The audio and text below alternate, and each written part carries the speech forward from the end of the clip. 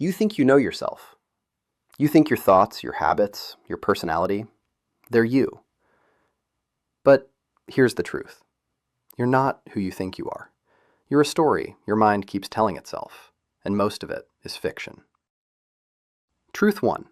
Your identity is a survival strategy. You didn't choose who you are. You built it, piece by piece, to survive. The way you act around people, the way you shut down, the way you pretend not to care. None of that is random. It's armor. It's protection. At some point in your life, it helped you avoid pain, rejection, shame. Now it's just a script. You've repeated it so many times that you think it's your personality. But really, it's just your defense system. You're not your defenses. You're the person underneath them, the one you've been avoiding. Truth 2.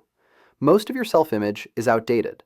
You're still holding on to versions of yourself that are 5, 10, even 20 years old. You believe you're bad at relationships or not a people person. You tell yourself you're anxious or lazy or not good enough. But is that really who you are? Or is it who you were when you were younger, scared, unprotected? You've outgrown so many things, but you keep dragging your old identity around like it's still true. Here's the thing. You don't need to keep being who you were. You're allowed to let go of the story, even if it's the only one you've ever known. Truth 3. You're performing more than you realize. You think you're being yourself, but every room you walk into, you adjust, you shrink, you expand, you hide certain parts, you exaggerate others. You become whoever you think they'll accept. That's not authenticity. That's performance, and it's exhausting. But here's the scary part. You've done it for so long, you don't know where the performance ends and you begin. You've worn the mask for years, maybe since childhood. Now it feels like your face, but it's not.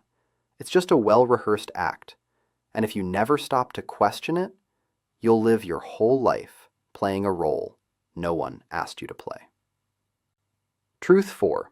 You've confused your coping mechanisms with your personality. You say you're a loner, but maybe you just stopped trusting people. You say you're independent, but maybe you just gave up on asking for help. You say you don't care, but maybe you used to, and it hurt too much, so now you pretend not to. This is what happens. You create strategies to cope, then you mistake those strategies for who you really are. But they're not you. They're what you learned to do so you could survive. The real you?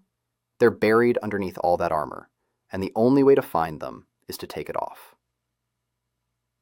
Truth 5. You're scared of who you could become.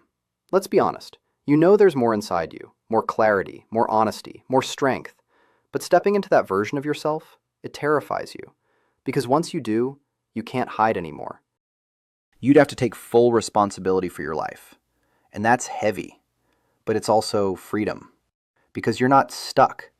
You're just afraid of becoming someone who can't keep pretending. And deep down, you know, the version of you you've been avoiding, that's the real one. So no, you're not who you think you are. You're not your patterns. You're not your defense mechanisms. You're not the mask you wear in public. You're not the voice in your head that says you're broken.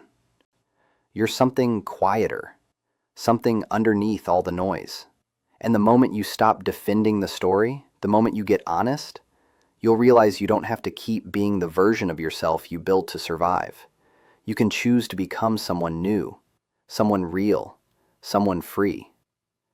But it starts with this, the courage to admit you don't actually know who you are yet.